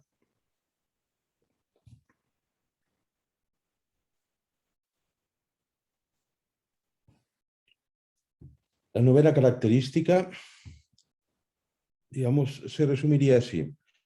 No es lo mismo la idea de la propia cultura que la cultura viva, que la cultura real. Es decir, una cosa es lo que la gente dice que es su cultura y otra muy distinta es lo que el mismo colectivo está pensando de su cultura. Está pensando de su modelo ideal de cómo deberían ser las cosas. Y otra cosa distinta es lo que hace. Y esto es algo que la antropología se ha constatado innumerables veces, que la norma cultural, que es lo que cada uno piensa que es su propia cultura, casi nunca se corresponde con la praxis real. Por ejemplo, entre el mundo shuar, que antes he comentado, que es donde estuve estos últimos 2 décadas haciendo trabajo de campo. Si uno pregunta a cualquier indígena, Shuar, ¿no? Cualquier nativo, dice, oye, ¿con quién os casáis vosotros? ¿O con quién os unís? Porque no hay matrimonio en el sentido occidental. ¿Con quién os unís? Todo. Shuar responde, yo me uno con lo que en antropología entendemos mi primo cruzado, o con mi prima cruzado si es un hombre. O sea, con los primos cruzados, ¿no? O sea, en antropología se entiende primos cruzados, primos paralelos, los primos, el cruce de sexos o de género de la generación anterior. Es decir, si mi madre tiene hermanos, las hijas de estos hermanos, no hermanas, las hijas de estos hermanos de mi madre son mis primos cruzados. En cambio, las hermanas de mi madre, si tienen hijas, son mis hijos paralelos, no cruzados. Entonces, en antropología, digo, los Schwartz dicen esto, ¿no? No usan estos términos de clasificación antropológica, pero dicen, no, yo me puedo casar con lo que en antropología diría con mis primos cruzados. Pero después uno va preguntando, ¿y tú con quién te has casado? No, con fulano o con mengana. ¿Es tu primo cruzado? No, no, no. Es otra. Y uno se da cuenta que en realidad, aunque la norma cultural y que todo el mundo responde de acuerdo a esta idea de lo que es su propia cultura, es que un Shuar se casa con su primo cruzado, a la hora de la verdad hay muy pocos que se hayan unido con un primo o con una prima cruzada. Con lo cual, como os digo, es una característica universal de las culturas. Una cosa es la idea que cada uno tiene de su cultura y otra cosa es lo que pasa en realidad, ¿no? Y cómo cada uno juzga su cultura. Y en ese sentido es muy anecdótico, pero interesante, el descubrir que nadie, no hay ningún ser humano que esté conforme y de acuerdo con las normas culturales de su sociedad. Ninguno. O sea, todos hablan mal de las normas. Es que en nuestra sociedad hacemos esto así, que es un latazo hacer esto así y me impide esto y lo otro. Lo mismo que hacemos nosotros, ¿no?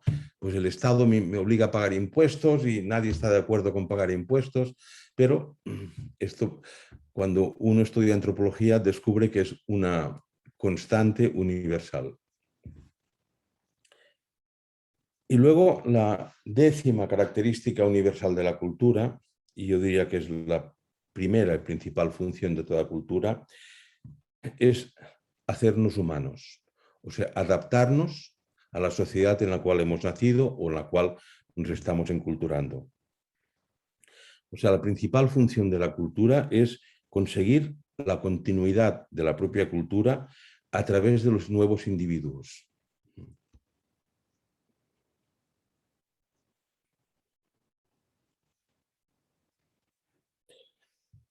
Y a estas 10 características principales yo le añado otra, ¿no?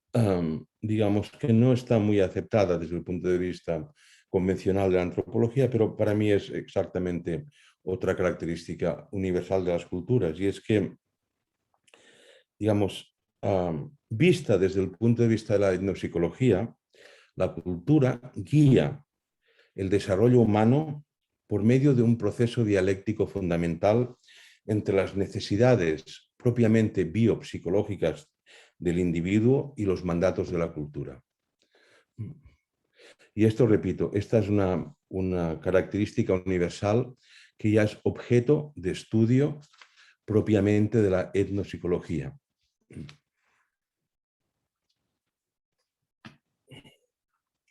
Digámoslo así, en otras palabras, todo ser humano tiene unos impulsos innatos, unos impulsos psicológicos y biológicos o psicobiológicos. Pero no podemos realizarlos, no podemos desplegarnos simplemente dejándonos llevar por estos impulsos, porque vivimos una cultura con unas normas, unas pautas, una tecnología, unas creencias, una simbología y un lenguaje, etcétera, ¿no? Entonces, esta confrontación, esta dialéctica constante entre nuestras pulsiones naturales, innatas, y el marco de la cultura, es lo que nos hace propiamente humanos. Voy a tomarme un minuto de descanso, si me permitís.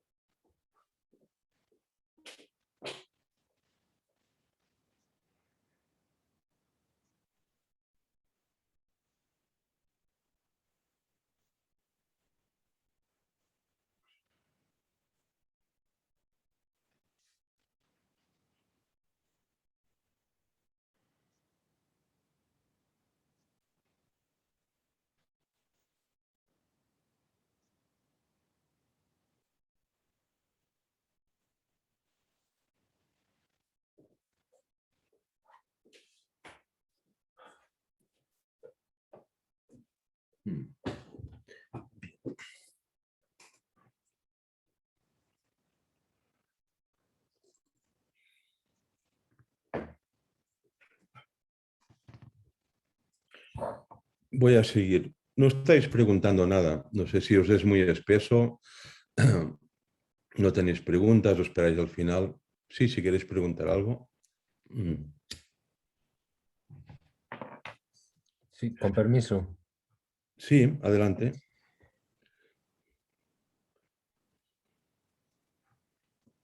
Te escucho.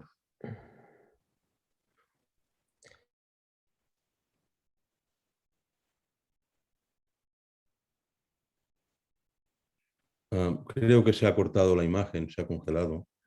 ¿Puedes desarrollar un poco el punto octavo de estos subpuntos? El punto octavo, el de que en la cultura existen Sí, por distintos favor. niveles cognitivos, sí. Profesor, buenas tardes. Sí. Adelante.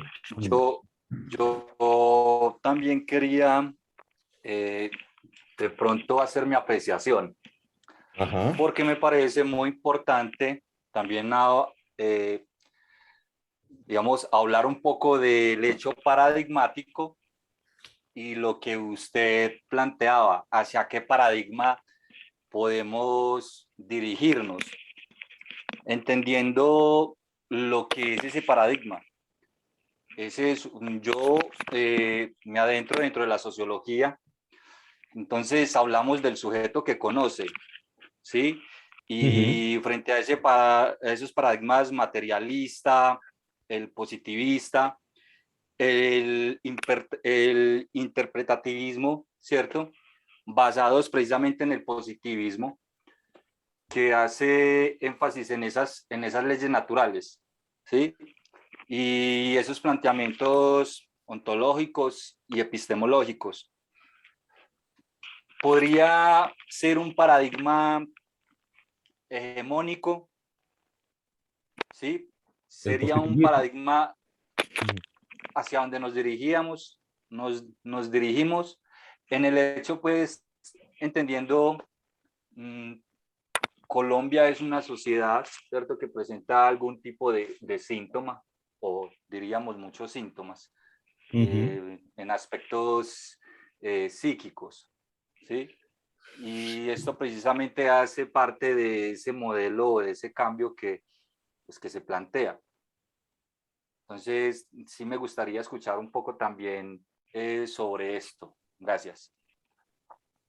No sé si te he entendido bien la pregunta, porque estabas preguntando, o sea, me estabas preguntando o me estabas proponiendo que cuál es el nuevo paradigma sociológico o cuál es la psicopatología en términos generales de la sociedad colombiana, que son cosas distintas.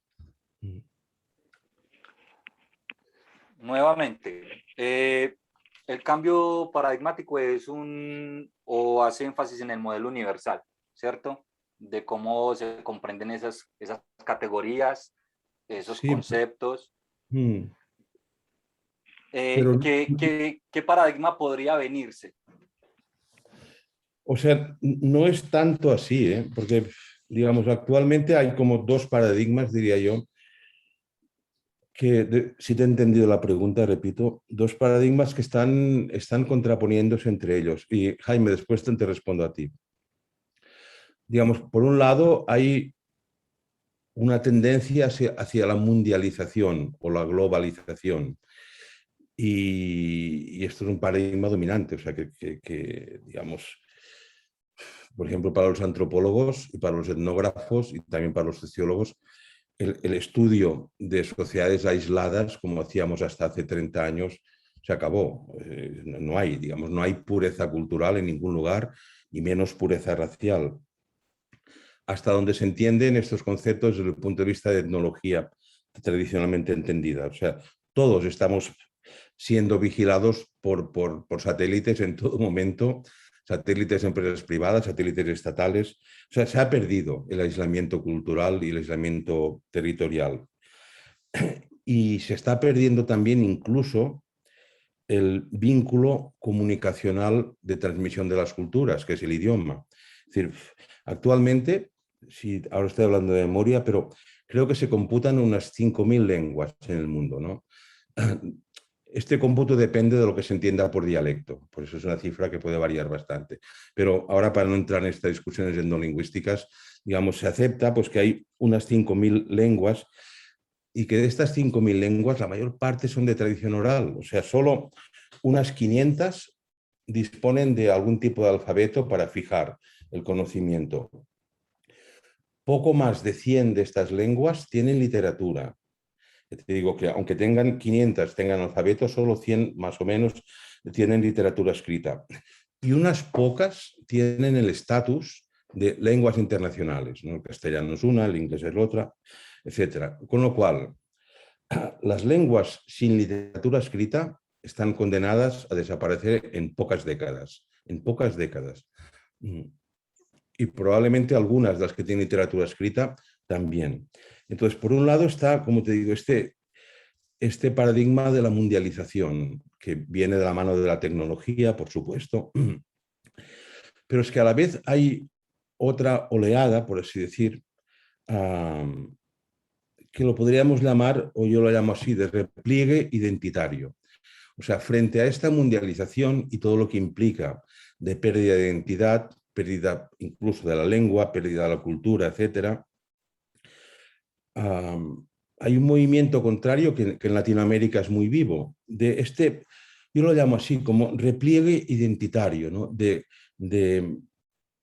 colectivos, de sociedades, de grupos de individuos que se sienten formando un pueblo y que defienden una cierta regionalización frente a la globalización. Entonces, claro, hasta hace poco, hasta hace unas pocas décadas, literalmente pocas décadas, ¿no?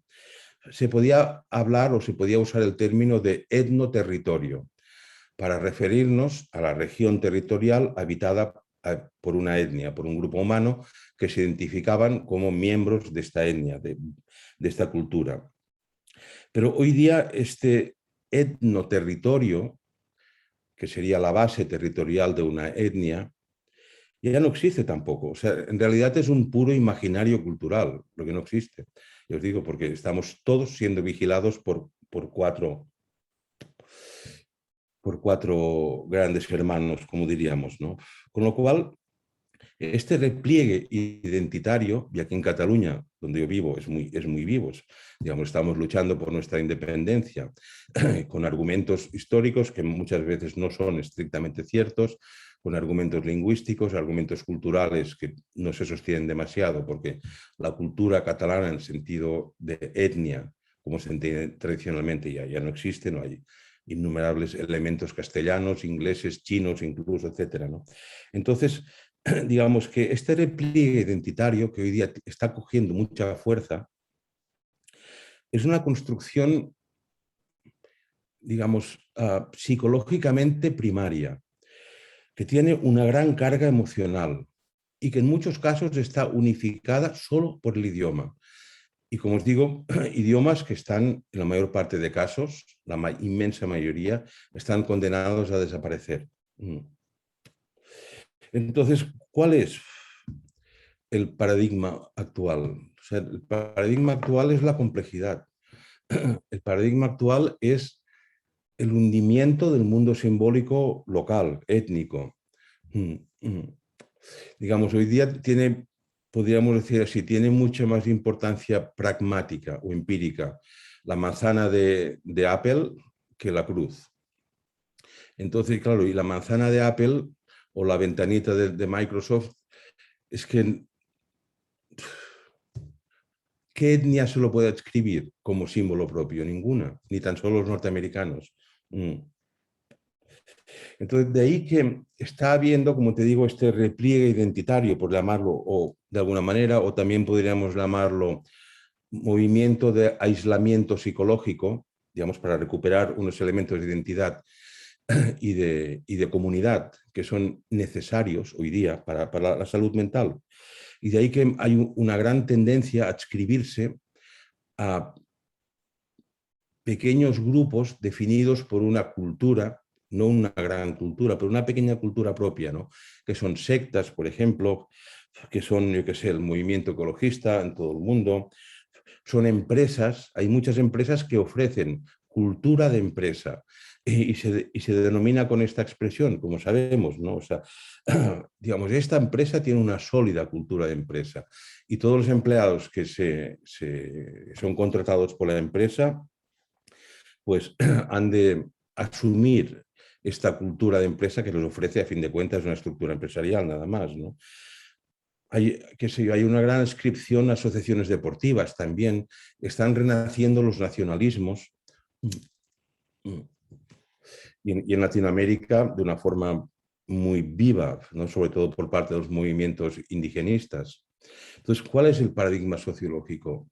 Es precisamente la falta de paradigma. O sea, esta época de desmembramiento, por eso antes he comentado que es un momento histórico en el cual es muy importante la etnopsicología, porque lo que nos va a permitir, de alguna forma, orientarnos y orientarnos en este proceso o en este periodo de final de una era. Yo diría que estamos al final de una era, ¿no? Digamos, y es una era que empezó, una era en el sentido cultural, no en el sentido histórico estricto, ¿no? Pues que empezó con la industrialización. Profe, Sí. sí, permítame porque era precisamente lo que quería, al punto que quería llegar, donde la Adelante. etnopsicología precisamente ahonda en esas dimensiones transnacionales, ¿cierto? Y cuyo estudio de esas dimensiones en detalle son esas experiencias constituyentes como lo decía en su texto. Entonces me parece que tiene mucha relevancia precisamente la etnopsicología, ¿cierto? La etnopsicología en todo este planteamiento. Muchas gracias, profesor. De nada. Encantado. Y para responder a Jaime, que veo aquí la pantallita, Jaime Gómez, para responderte, que me has preguntado cuáles son los distintos niveles cognitivos a los que me he referido como característica universal de todas las culturas, ¿no?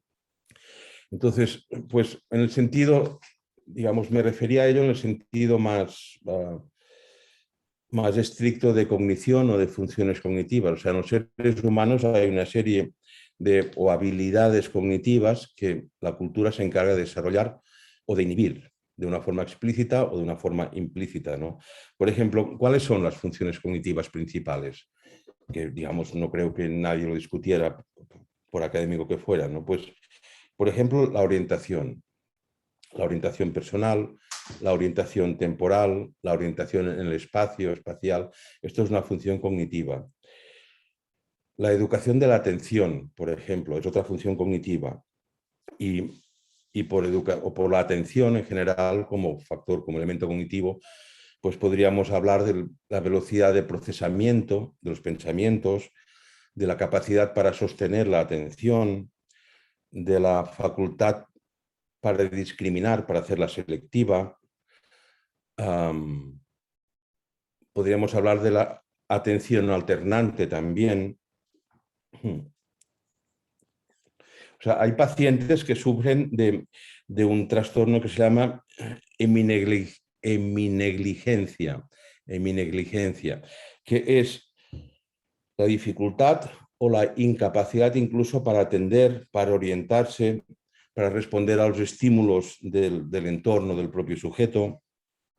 Entonces, y no es que haya un déficit sensorial en el individuo que sufre esta patología o que haya, yo que sé, que haya un déficit motor que explique esta deficiencia, no, es un problema de la atención, de esta capacidad cognitiva.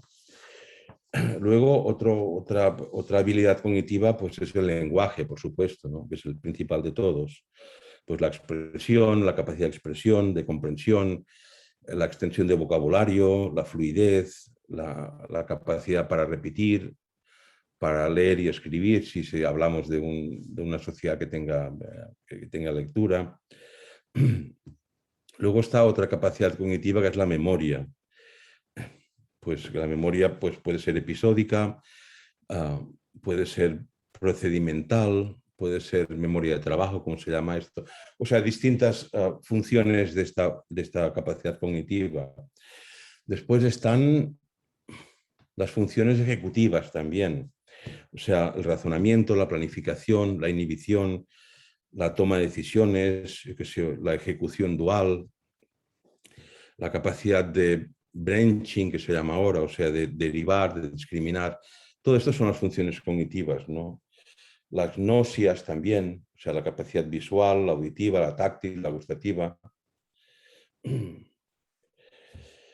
La cognición social, también, de saber uno cuál es su lugar en la sociedad y responder a ello. Pues a todo esto me refería con estos distintos niveles cognitivos que forman parte de las características básicas de toda cultura, ya que en toda cultura, repito, sea de forma implícita o en un nivel implícito o de forma explícita, la cultura se encarga de entrenar o de inhibir estas capacidades cognitivas. Y de hecho es una de las principales funciones de toda cultura.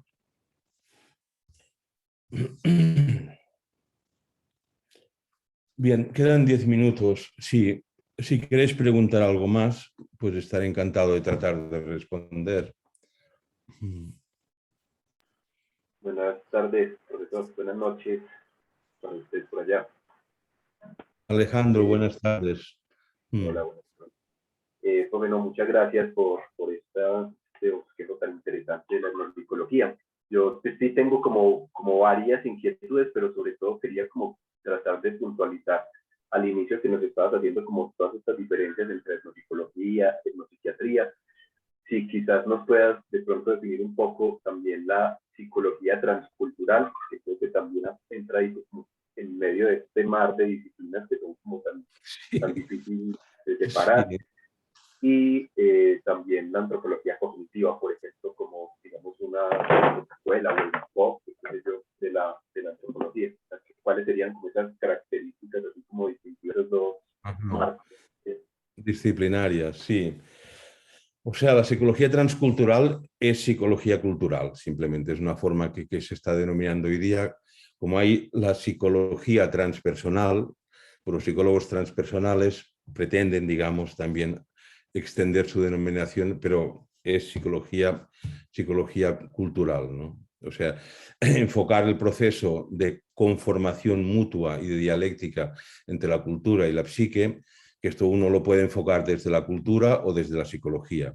Entonces, si lo enfocamos desde la cultura, es la etnopsicología o la antropología psicológica. Si lo enfocamos desde la psicología individual, es la psicología cultural.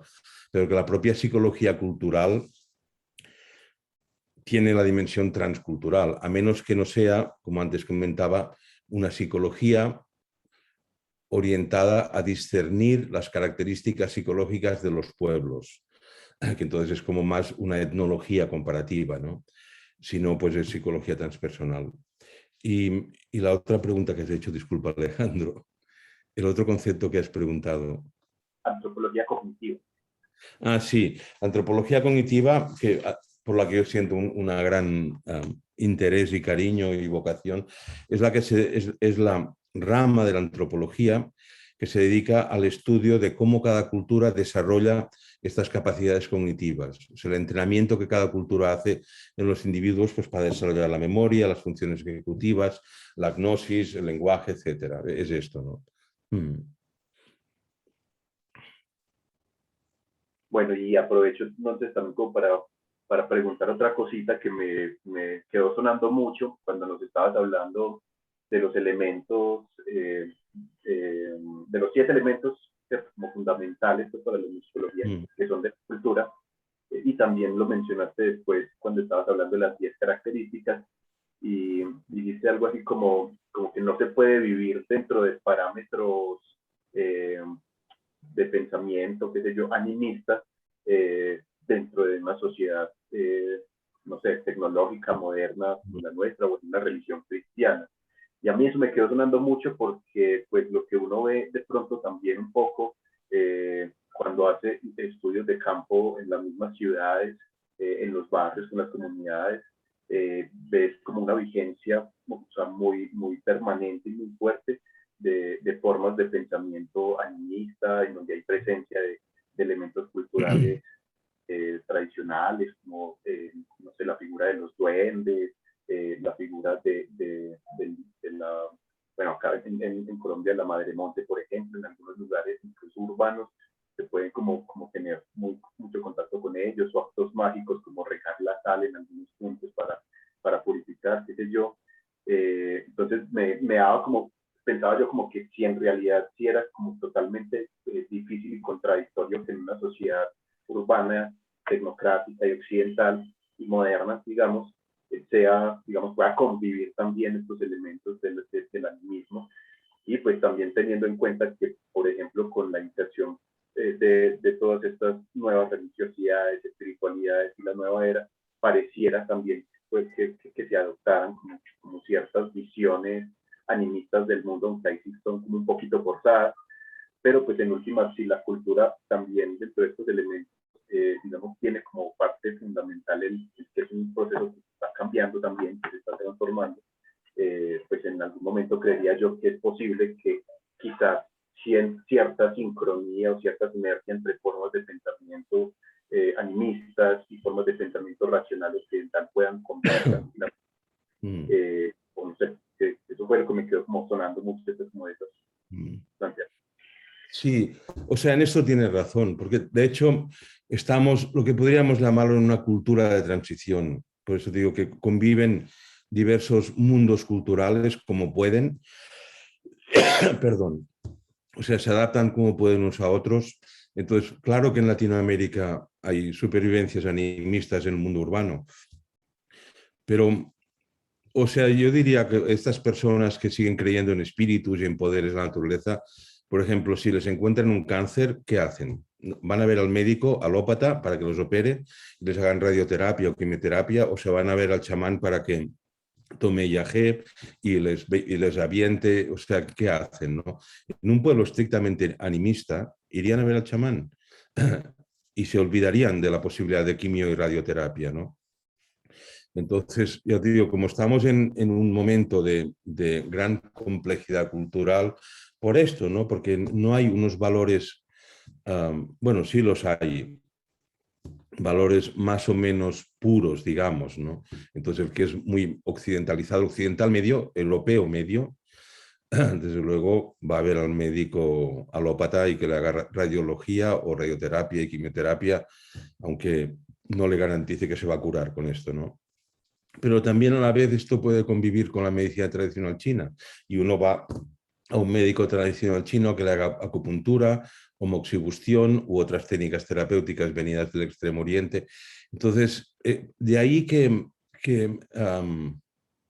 para centrarme ahora, ¿no?, más en la endopsicología, yo diría que una característica psicológica del occidental medio, yo creo que también en esto incluiría a los latinoamericanos, es estar neurótico. O sea, en nuestra sociedad, si algo la caracteriza desde el punto de vista psicopatológico, es la neurosis, ¿no? Y es que en realidad no se puede vivir sin un cierto nivel de neurosis.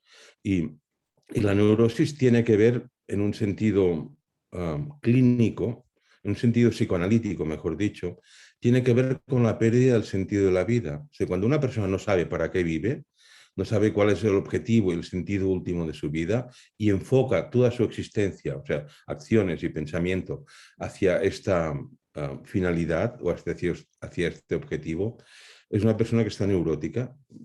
Claro que hay muchos grados, ¿no?, de trastorno neurótico, pero es esto, es esto. Entonces, en nuestra sociedad, como se ha perdido el norte en este sentido, se han perdido los valores trascendentes, los valores sanitarios, los valores familiares, se han perdido. Entonces estamos en un momento de no sé si llamarlo grave, pero desde luego hiriente cambio cultural para muchas personas, ¿no?, que no saben qué hacer.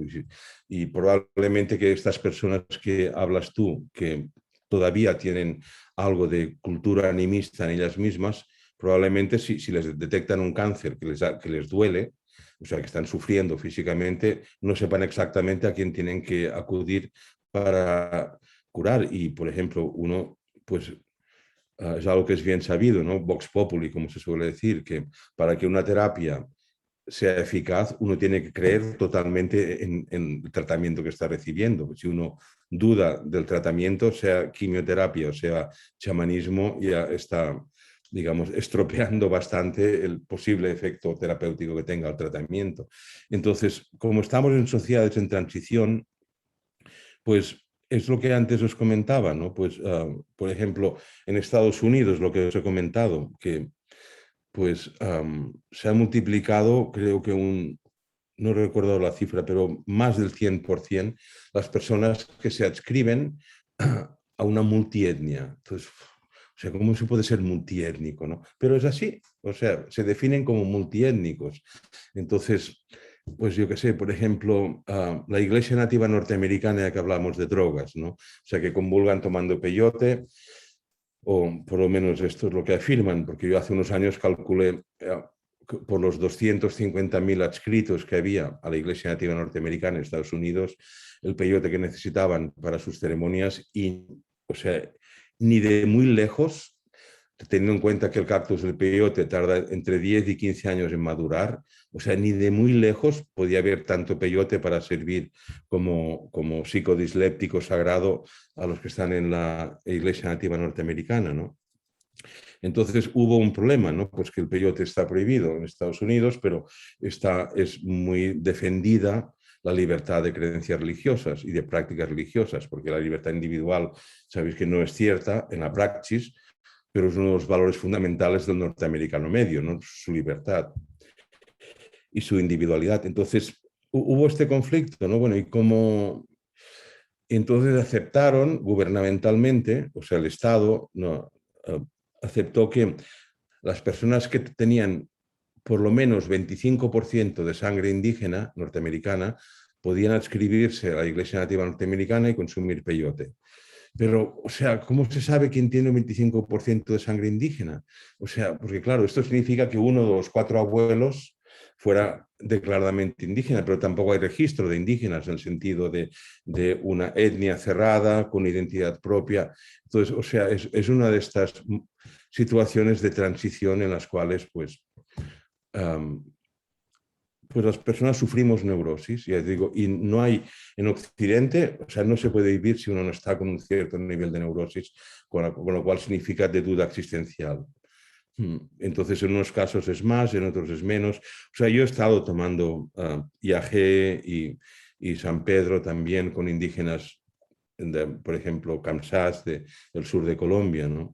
Y es obvio que su proceso de occidentalización es total, aunque canten ícaros, pero, o sea, y por eso, por ejemplo, pues en los últimos 20 años de mi vida, parte de mi dedicación como investigador ha sido para crear una forma de uso de la ayahuasca o del yagé que sea occidental, que no tenga que ver con cosmovisiones animistas, porque también tiene una función.